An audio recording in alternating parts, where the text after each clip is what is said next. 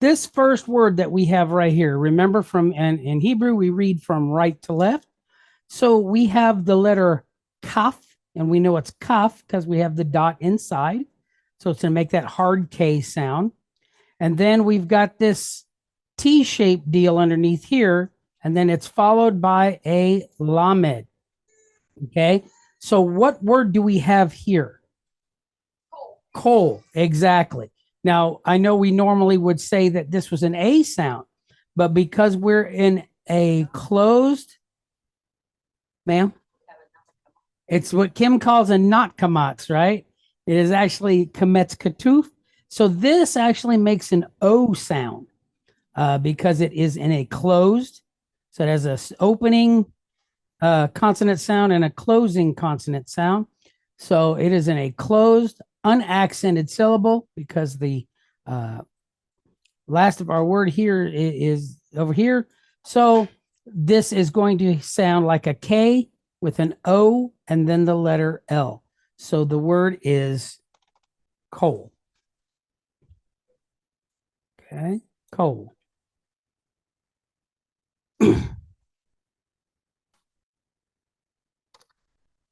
All right, what about this next word here? What about this next word? We have the letter Aleph, which is a silent letter, right? And then it is pointed with kamatz, right? And then we have a resh, and it's pointed how? Vocal shava, because we're following a long duration vowel point. So we have a, then we have an R sound with a quick E, re. Then what letter is this? It's the letter chet. And we know it's chet because it's connected here on this front leg. If it's not correct connected, it makes an H sound. If it is connected, it makes a CH sound. All right. So we have the chet, and then it's pointed cholem wa. So a long O, and then a tav at the end. So we have chot, chot. All right. So the word is arechot. All right. Arechot.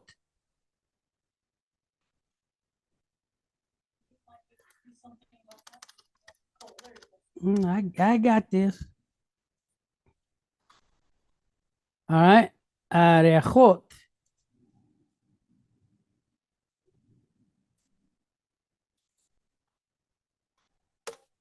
All right. So what about this word right here in the middle? Yud, hey, wah, hey. All right. So we have the father's name, right?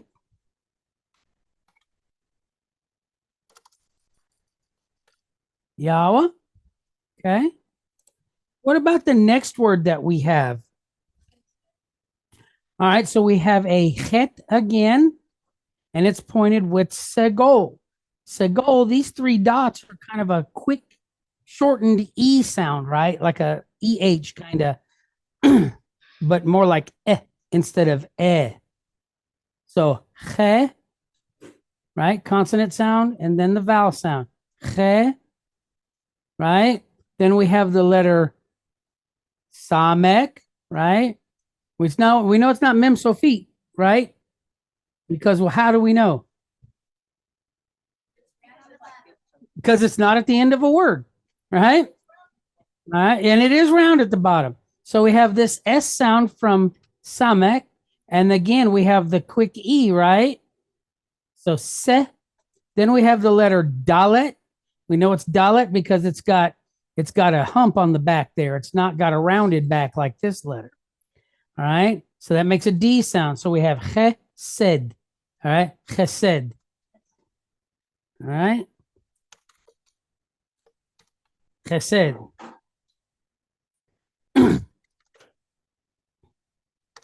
Chesed.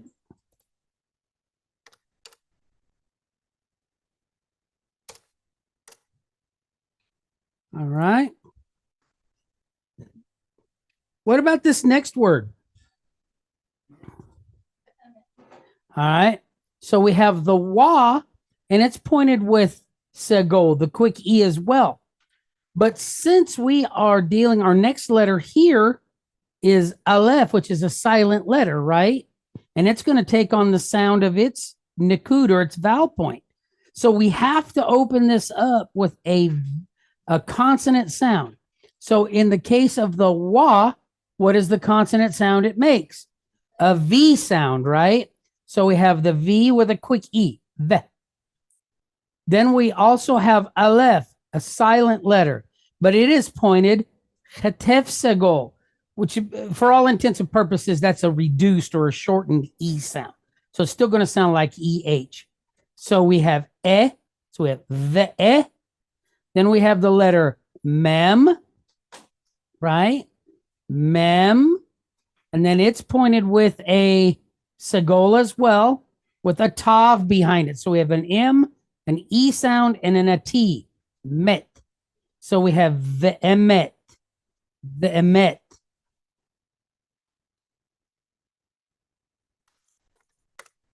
The emet. That's not what you do when you get sick. All right. So what about our next part of our sentence here?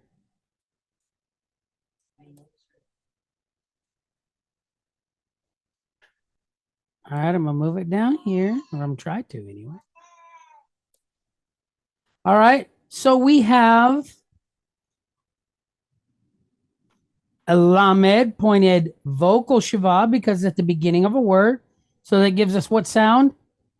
Le. An L with a quick E. Le. Then we have the letter nun, which gives us an N sound, but it's pointed cholem. This mark up here is telling us to make an O sound. So N-O, no. But then we have the letter tsare. So this makes a TZ or a TS sound. And it has what kind of shva? It's vocal, exactly, because all holems are always long. Okay? So since this is a long vowel point in front of it, this becomes vocal. So a quick E. We have no, se. Then we have a resh, which gives us an R sound. And it's pointed sere yo. All right. So this is like an EH with an I. So A, or we would transliterate that as EI. Okay. So REI. All right. Great. The EI as in the word 8, the number 8, right? So we have le no sere. All right. Le no sere.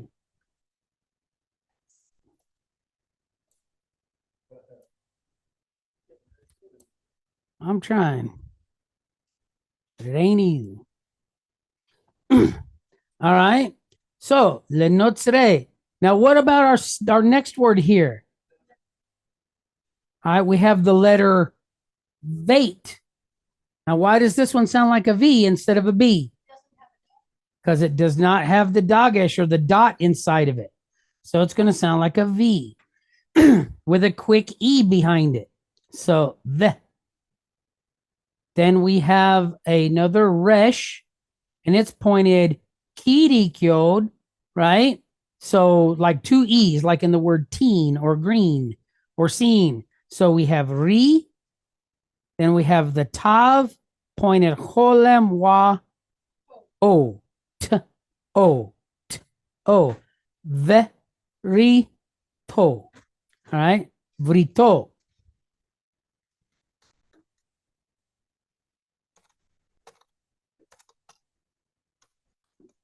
I'm not talking about anything off the Mexican menu. All right. So what's our last word in this sentence?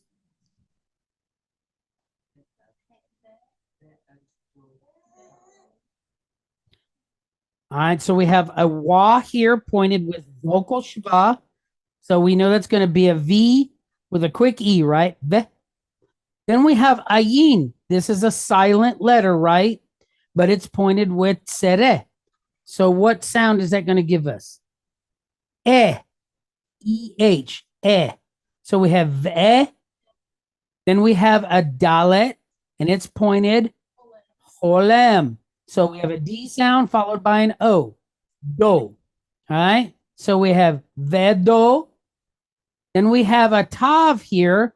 And look what we have. We have a kamatz, a yud, and a wa. So if you've been studying for very long, you know that we're looking at a diphthong here.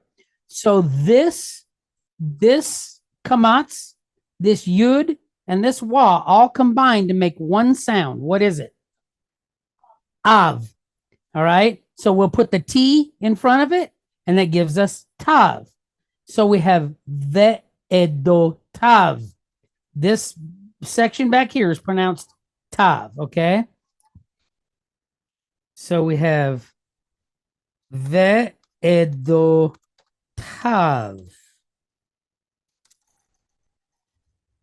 All right. So the bottom part is lenotzre verito ve'edotav. All right. So we have transliterated our sentence. So let's read it together. Okay. We have kol arechot Yahweh chesed ve'emet lenotzrei verito ve'edotav. All right. Let's do it one more time. Kol arechot. Now remember, when we have a hyphenated word, we jam both of those words together, right? So instead of it being kol arechot, it's kol arechot. Right? We ram those together. Kol arechot. All right? Kol arechot Yahweh chesed ve'emet. Then we have lenotzrei berito ve'edotav. All right, so what does the word kol mean? All right, so it means all. Okay, so it means all. So we have all what? We have the word arechot. So what can we tell from this word immediately? It is a feminine plural. Okay, the ot on the end tells us that it is feminine plural. So what does that leave us for our root word? Actually, in this case, it's orech.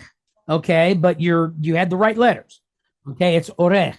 So the word orech means like a path or like a cart path. Okay, but the thing about orech, the difference between orech and derech. Now we know that derech means like a way, right, or a path as well.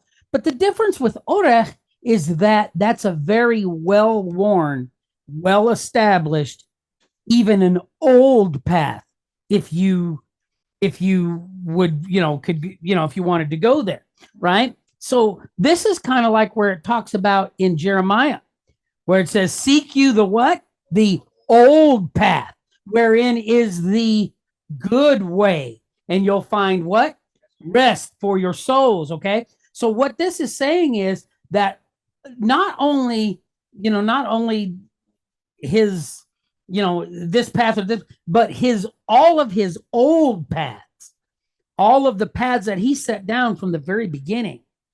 Okay. So that's pretty awesome, because you know how we're always talking about seeking the old path, right?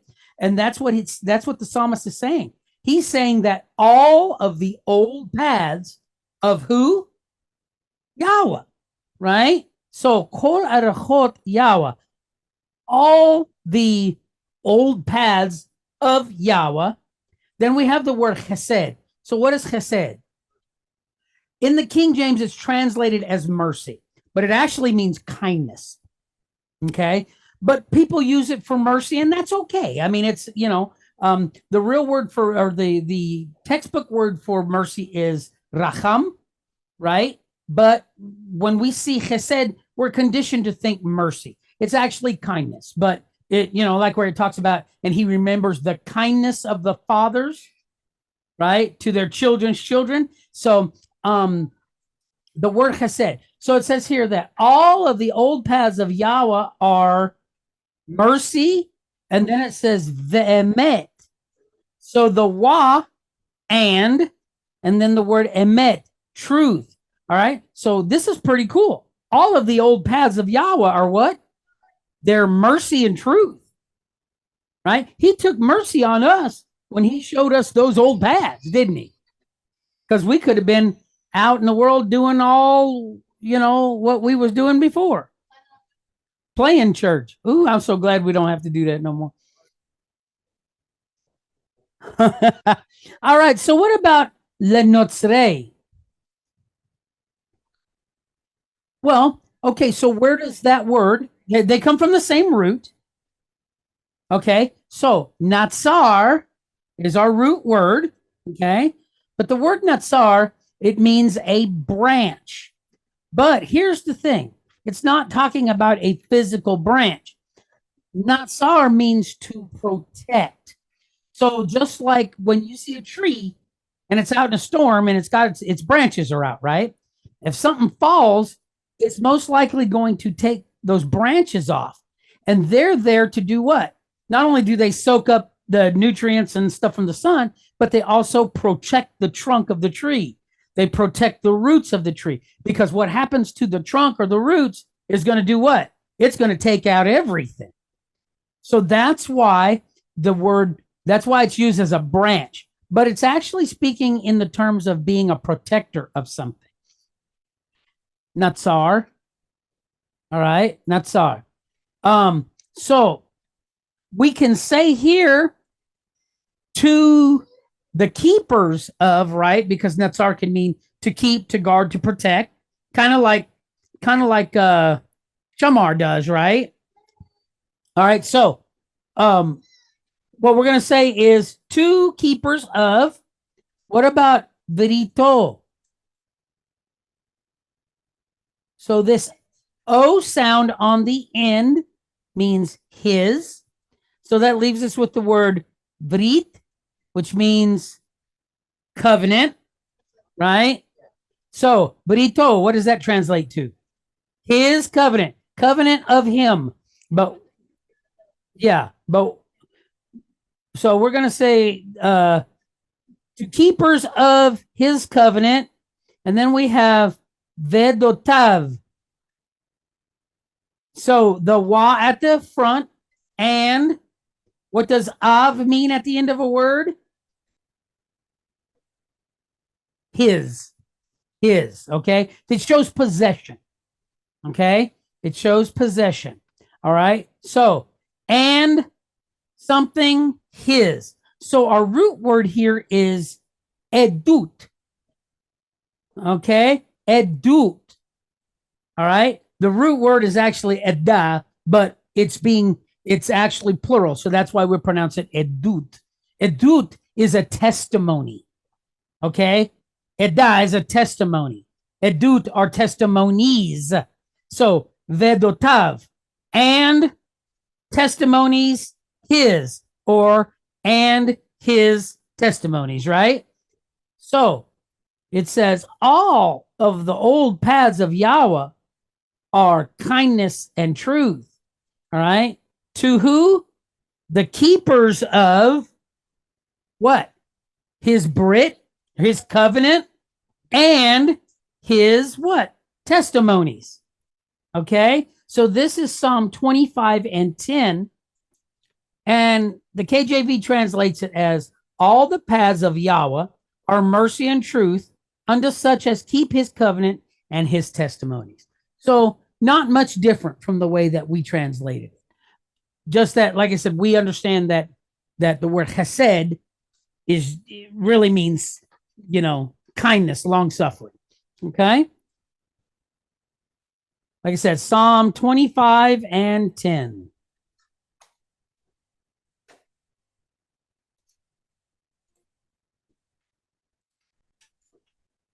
All right. I'm going to delete this part. We're going to go on to our next one.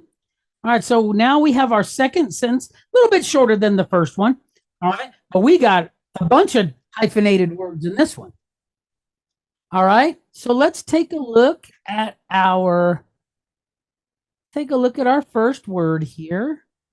I'm going to change this size again because this is just ridiculous.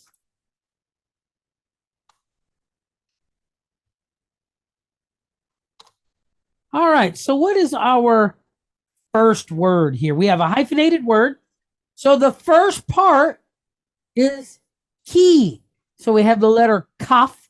We know it's kaf and not chaf because it has the dot inside. And it's pointed with a kirik yod, right? So that tells us it is pronounced ki. Ki. All right, what about this next word? We have a yud, which makes a Y sound because it's being used as a consonant. And then it is pointed with a kamatz, ya. Then we have the letter sheen. We know it's sheen because this dot over the top is on the right hand side. So that's going to make an SH. If this dot was on the left hand, it would make an S, just an S sound. But it's on the right, so it's going to make SH. And then it's pointed with kamatz, long duration A. So like AH with a resh behind it, right? Shar, shar. So the word is yashar. Okay. Ki yashar. All right. So let's take a look at our next word here. Here we got another hyphenated word. Yeah. All right. So what is our, oops.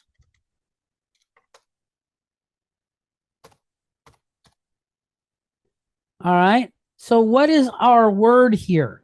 We have a dalet. We know it's d, got the dagesh inside, and it's pointed with vocal shava because at the beginning of a word. So that's the sound d, d. Then we have the letter vate again. Again, it sounds like a V, not a B, because there's no dot inside. And then it's pointed patach with a resh. V-ar, var. All right, so we have dvar. Okay. Ki yashar dvar. All right, and then we have yud hey wah hey.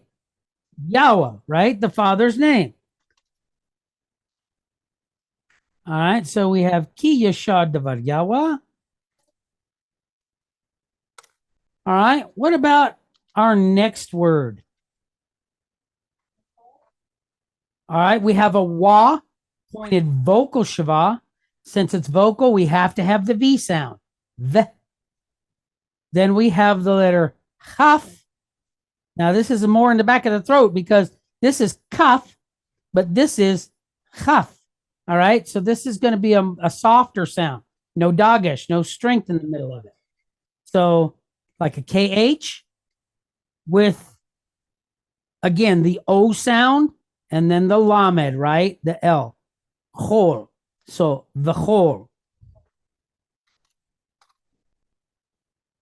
Okay, v'chol. Ki yashar davar yawa v'chol. Then we also have another hyphen, right? So what about our next word here? We have the letter mem, makes an M sound, followed by patach, makes a quick A, ma.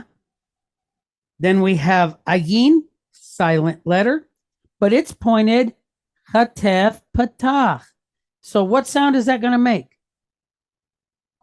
Ah, just like this one here. The only reason why we use the different form of it is because of the type of letter that it's under. Okay.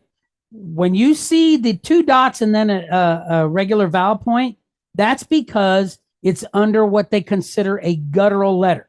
In Hebrew, you have five. You have the aleph and the ayin. Now, it's a silent letter, but it's like, how can it be a guttural if it's a silent letter? Okay. But those are what they call the weak gutturals. And then you have hey and chet, right? Those are the harsh gutturals. And then you even have the letter resh. sometimes the letter resh is seen as the fifth guttural. It's kind of like when we were growing up and they always told us about the vowels. They said A, E, I, O, U, and sometimes Y.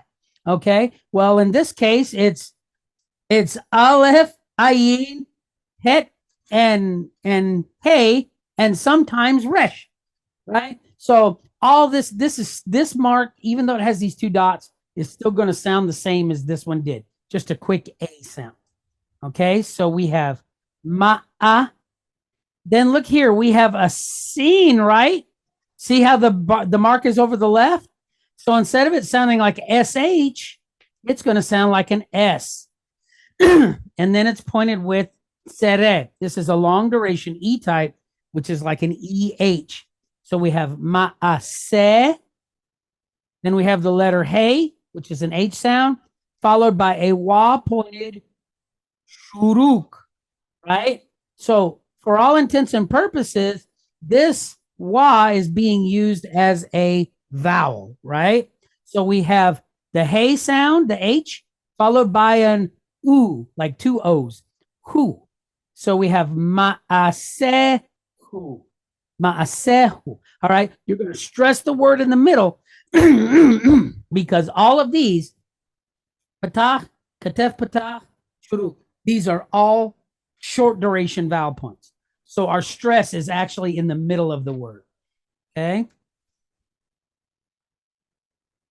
And if we were pronouncing it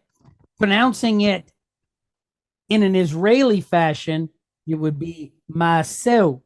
They don't make that hard, that aspirated H sound. Okay. But we're not native speakers.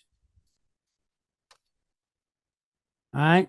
So, maseu. Vechol maseu. All right. So let's go down here to our next word. I'm just going to pop it in here next to it because I've got room to do it. All right. So, what about our next word here? All right. So we have the letter bait. Now, this is going to sound like a B because it has that dot inside. Okay. So we have a B sound followed by a quick E, segol, be. We also have an aleph, silent letter, right? And look, it's pointed with katef, segol. So just like what we did on the ayin in the previous word, all this is doing is telling us that it's under a guttural. This has the same sound as this, quick E. So we have be'eh. Then we have the letter mem, followed by wa, pointed shuruk, mu, like a cow says, moo. And then we have a nun, and it's followed by a hey, but look at the mark that's underneath it. So we have this T-shaped one, but it also has this meteg, or this straight up and down line next to it. So what is that telling us? Okay, you know how sometimes this letter or this mark here can sound like an O? It's telling us in this case, make sure you pronounce it like an A. Anytime you see this meteg or this straight up and down mark next to the T-shaped mark like that, looks like it says the word it underneath there. Anytime you see it like that, that means definitely pronounce that mark like an A. Okay, so we have N-A-H, na, right? So we have be-emu, na, all right? Be-emu, na. Okay, so we have transliterated our sentence. Let's read it together. We have ki yashar devar yawa uvachol ma'aseu be'emunah. All right, let's do it again. Ki yashar devar yawa bechol ma'aseu be'emunah. All right. So ki, what does ki mean? It means for, that, or because. Okay. So since we're doing King James, or since we're translating from King James, we're just going to keep the for. For, that, because they all mean the same thing. Okay. As a result of. And then the word yashar, that means upright. Okay. So we're saying for upright is something. All right. Something is upright. And that something is what? Davar. Davar. The word davar means word. Okay. So davar Yawa is what? The word or words of Yahweh. Okay. So the psalmist is telling us that the word of Yahweh is what? It's upright. You can't go wrong with it. Correct? All right. It's upright. So then we have vechol. What does vechol mean? And all. And all. Okay. So kol and chol, they mean the same thing. All right. It's a kaf with a lamed. All right. So and all of something. So remember, the first word is modifying the second word. Anytime we have a hyphen here.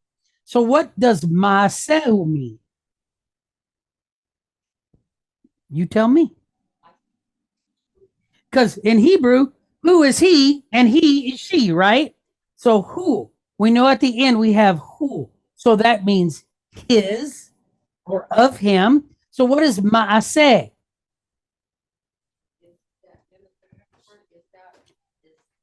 What'd you say, Brother Michael?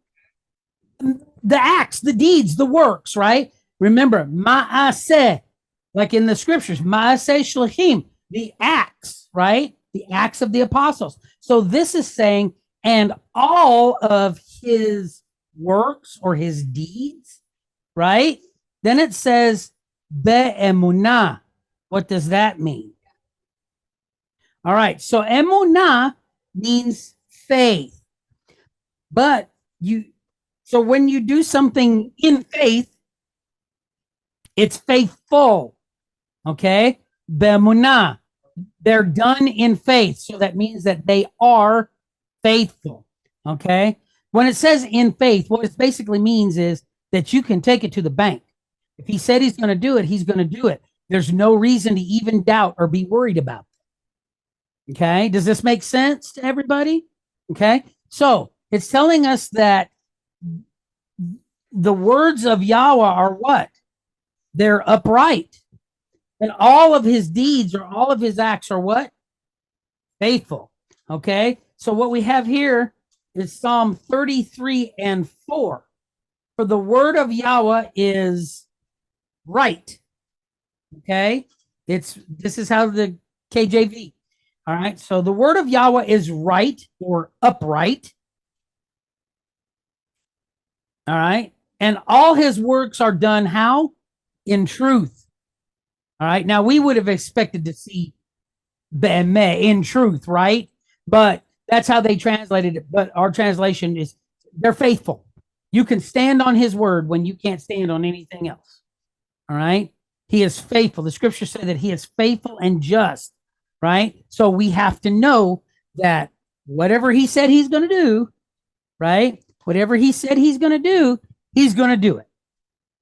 Okay. We can, like I said, we can rest in that. We can, again, we can take that to the bank. So that's Psalm 33 and 4. Okay. So I'm going to get rid of this box now. I'm getting pretty good at this manipulation of this whiteboard here. All right. And we're going to move down here to our paleo word. Okay. So we have our paleo word, and we know that the reason why we do this is not to get some kind of esoteric mumbo jumbo, but we do it just to see, what can we see in the word? What deeper meaning may there be? What basis can we see that they, made this word this way? What lesson were they trying to teach us? So what is our first letter here? That is the letter pay. Okay. So that is the letter pay. All right. So what is our next letter here? That is the letter resh, which has an R sound, right? And then what about this letter at the end? That is the letter hey.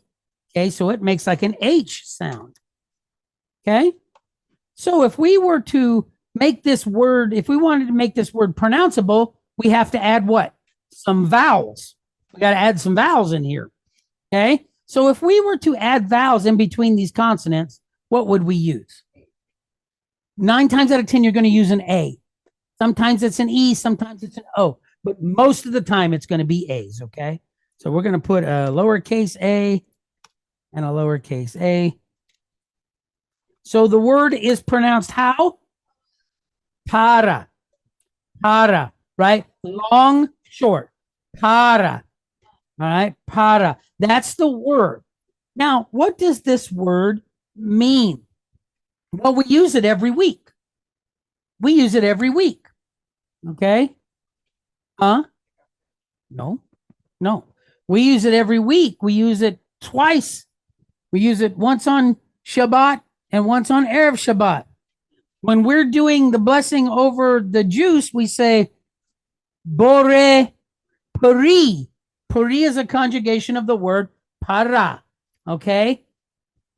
To be fruitful. And that's what he told him, didn't he? He told him, he said, be fruitful and do what? Multiply. Okay, so the word para, to bear fruit. That's what that means. Para means to bear fruit. And we've seen how many times have, like, and what's funny is this, Dad always does this. We always cross over on each other's stuff. You know, on Shabbats, a lot of times we'll cross over on what we're bringing. You know, that lets me know that, you know, he's my second witness. You know what I'm saying? So that lets me know I'm on the right track here. But what did he say when we talk about things, right? Sometimes this tongue, it makes a lot of trouble for us, doesn't it? Well, it's actually us making trouble for ourselves, but that's because our members are unruly and they're not in control. And sometimes we go to poor mouthing, or we go to talking, or we go to, oh, I'm not good enough, or I'm not this, or I'm not that. But here's the problem. We were created how? In his image. So image is what? On the outside. His likeness is on the inside, right? So here's the thing. He spoke everything into existence, except for man. Scripture say that he formed us out of the dust of the earth, right? Formed us out of the dust of the earth, but everything else he spoke into existence. The water, the stars, the moon, the sun, all that. He spoke all that into existence. And much by that same way, we are little creators ourselves, because we say things, and then what happens? Those things come true. You know, we tell our kids they're no good. Well, guess what? They're going to grow up to be what? No good. We tell them that they're, you know, we tell each other, oh man, you're worthless. You're useless. Well, guess what's going to happen? That's what happens. You know, people at your job, you know, people in our family. We speak so many things into existence. All right. And that's, like I said, what we say is brought to life. And the scriptures tell us that everything was spoken into existence, and we do the same. That's what James is trying to tell us.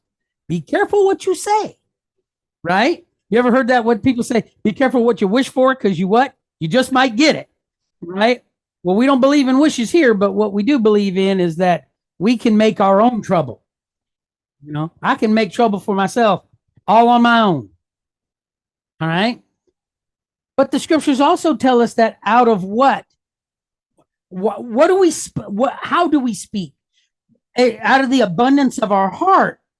So whatever is in our heart is what we're going to say. That's what's going to come out, right? What's in the well is going to come out in the bucket, right? So that's what it says. Out of the abundance of the heart is how a man speaks. We've also heard that thoughts are what? Thoughts are deeds, or thoughts are seeds, because they get planted in our heart, and then they take root and they grow, and then they become what? Deeds, okay? They come out. So here's the thing. This word, this pay, what is this pay symbolic of? It's symbolic of a mouth, right?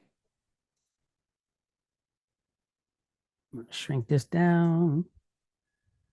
And then I'm going to rotate it because I am just so cool like that.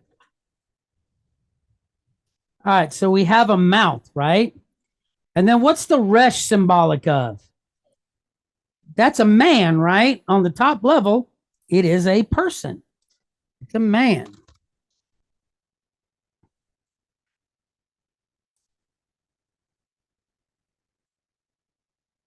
So already we see two things that are very important. We see a man and we see his mouth. Okay. All right. And then what about the hay? What is the hay? That is a person with their hands up in the air because they just seen something amazing. Right? Behold, sometimes you see it as. Okay. But when he is beholding something, what is he doing? There's a word that starts with a W here. He is witnessing it, right? So when he sees it, he witnesses that thing, whether for good or for bad. This, get down here. Now, that'll be good enough for right now. I'm going to act crazy. So what we have, I'm just going to leave it alone. So what we have here is a mouth, a man, and a witness. Okay? So if we want to know whether a person is for us or against us, or whether they're for Yahweh or against Yahweh, or for Yahushua or against him, right? All we got to do is see what's coming out of their mouth, right?